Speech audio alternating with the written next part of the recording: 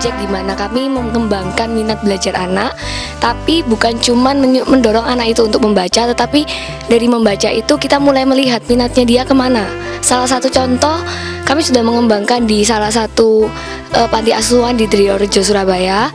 Itu kami mengembangkan dengan cara drama. Jadi ketika anak itu diajak untuk membaca buku, kemudian kami mendorong mereka untuk mementaskan drama itu kecil-kecilan, sehingga mereka bisa nangkep nih apa manfaat membaca, apa manfaat dari setiap buku-buku, setiap bacaan yang kita terima. Tidak cuma hanya drama, banyak program yang lain seperti jurnalistik, kita juga mulai asah mereka untuk lebih ke sana lagi. Project saya dan teman-teman bulan dari Eat Fish. Eat Fish itu makan ikan.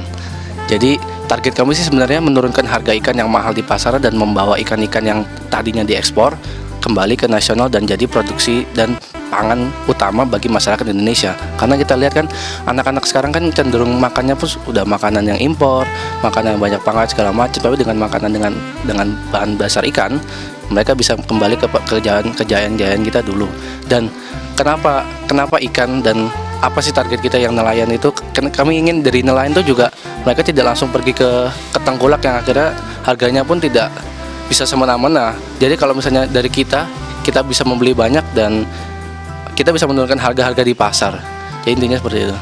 Kayak seperti satu nama ini, mereka menyediakan menggunakan setiap bahan-bahan yang di sekitar masyarakat. Mungkin itu yang bisa Hello Project, itu nama project kami, gunakan. Jadi kita juga gimana kalau menggunakan apa yang kita miliki dari sekitar kayak gitu. Jadi sebenarnya mungkin banyak hal-hal yang anak-anak itu miliki cuman tidak tersorot, tapi ketika tadi ada beberapa penjelasan, kami bisa mendapat kalau penting juga untuk menggunakan bahan-bahan sekitar karena itu bisa menghemat energi juga dan juga memaksimalkan sesuatu hal kayak gitu.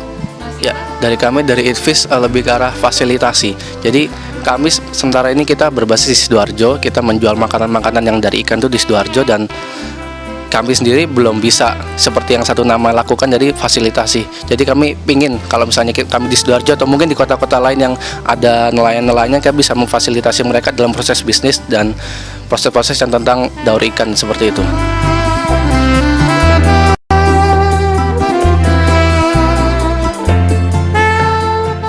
Saya Eko Widya Prasetyo.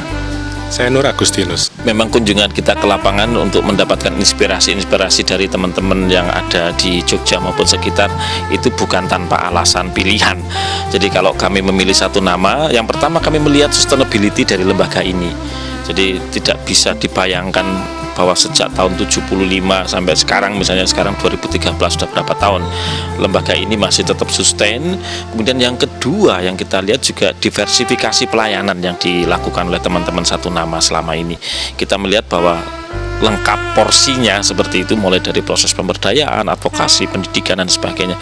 Nah, apa yang dilakukan oleh teman-teman di satu nama ini menurut saya cukup baik apabila kemudian juga dipahami oleh teman-teman kami sebagai mahasiswa yang nantinya juga memiliki keinginan untuk bergerak di bidang social entrepreneurship. Paling tidak ada benang merah yang bisa mereka pelajari dan nantinya diaplikasikan di dalam proyek-proyek mereka.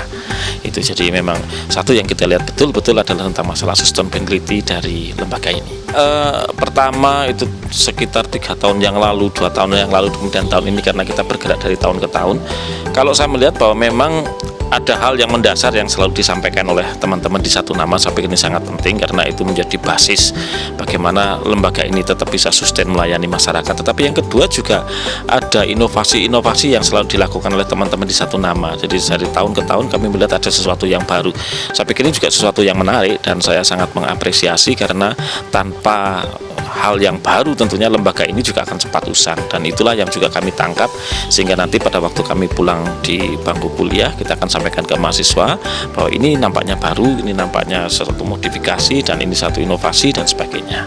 Adalah kepanjangan dari University Putra Entrepreneurship Online. Jadi kami memberikan sebuah pelatihan online based on internet, jadi memang tanpa tatap muka, jadi kepada semua lapisan masyarakat yang bisa mengakses internet. Nah, kebanyakan dari kami itu ada peserta dari para buruh migran Indonesia yang ada di Hong Kong, di Taiwan, di Korea Selatan, juga ada yang di Malaysia, Singapura. Nah, mereka ikut pelatihan entrepreneurship ini karena dari Universitas Putra memang punya visi dan misi untuk mengembangkan bangsa Indonesia ini menjadi bangsa yang entrepreneurial. Nah, salah satunya ada peserta yang saya tahu pasti, yang kebetulan juga tinggal di Gunung Kidul, berasal dari Gunung Kidul, ya dia bernama Sari, ya Sari Gunkit, Gunung Kidul ya Gunkitnya. Dan apa yang istimewa dari yang saya lihat, dia ingin mengembangkan wilayahnya, yaitu yang setahu saya Kampung Walang, karena di sana kan banyak belalang. Nah, dia ingin mengembangkan potensi daerahnya itu supaya lebih baik, karena mungkin saat ini ya mungkin ada banyak problem-problem sosial yang kita harus yang kita bisa atasi bersama. Kalau sendirian mungkin tidak bisa. Nah, saya berharap nanti mungkin bisa antara Sari dan teman-temannya komunitasnya ini bisa bertemu nanti dengan satu nama. Saya sendiri sudah tahu satu nama sudah lama. Saya juga di LSM dan pernah juga mendapatkan pelatihan Pak Eko. Jadi kita ini harus berlatih, banyak belajar dari satu nama ya. Jadi waktu itu ingat saya pelatihan tentang sustainability juga, tentang fundraising, bagaimana organisasi ini jangan tergantung pada lembaga donor saja, tapi harus bisa menghidupi diri sendiri. Nah, itu yang penting, karena seringkali kita kalau mentalnya hanya menunggu donor itu, kemudian begitu donornya sudah tidak ada terus kita berhenti. Ya itu, saya pikir itu yang sangat luar biasa yang saya bisa harapkan dari mahasiswa UC sendiri, belajar supaya mereka tidak secara pasif menunggu bantuan atau apa, tapi mereka bisa inisiatif, bisa proaktif membantu komunitas memperbaiki kondisi yang ada.